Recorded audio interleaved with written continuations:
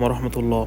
ايه الاخبار؟ ازيكم؟ عاملين ايه؟ معانا سهم بالم هيلز. بالم هيلز انا اتكلمت عليه قبل كده ان احنا مش هنخش فيه غير بعد ما يعمل كسر القاعدة، وهو فعلا عمل لنا كسر القاعدة كمان وتوصل شوية في النزول.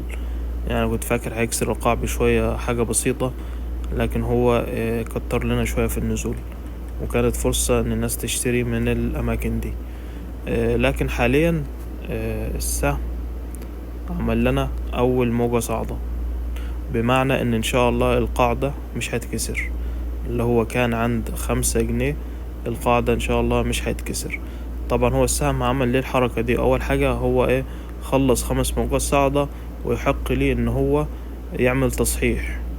يعني كده هو الراجل خلاص عمل اللي عليه. هو ادانا موجة صاعدة او اللي هتبقى رقم 1 من 5 موجات صاعدين، اللي هي ممكن توصلنا بعد كده ل8 جنيه ولا 9 جنيه. فالمهم هو الشمعة دي شوفوا ازاي مدينا شمعة سلبية. تمام.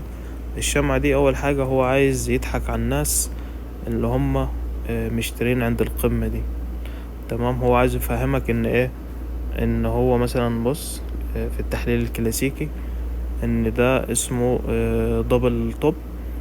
وهو الراجل كسر خط العنق، وراح عمل له اول حاجة اختبار ونزل، بعد كده طلع راح عمل له اختبار.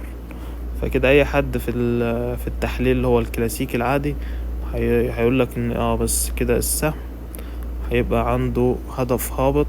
فين؟ هيبقى عنده هدف هابط هنا.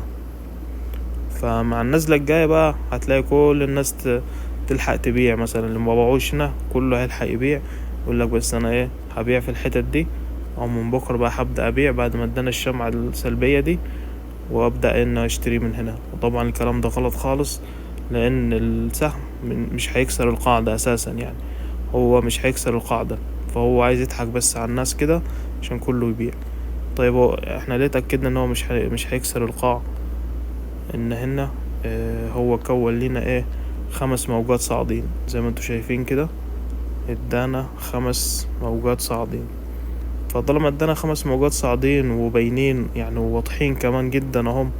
يعني بص الموجات واضحة جدا اهي. ادي 1 2 3 وادي 4 وادي 5.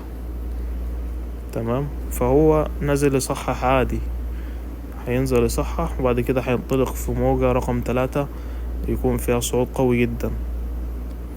يعني اهو السهم كده حاليا مدينا 5 موجات. طيب هنستناه بقى فين؟ يعني ممكن يجينا فين؟ ممكن والله يجينا عند 50% فيبوناتشي. ماشي. ممكن بقى يجينا عند 61 فيبوناتشي.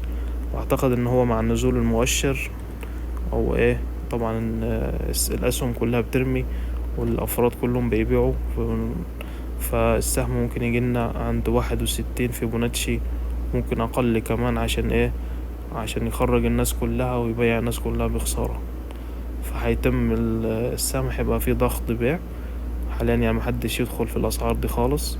السهم ممكن يعمل كده وبعد كده يديك ارتداد وحسسك ان هو خلاص هيبدأ يصعد، يروح جاي نزل تاني.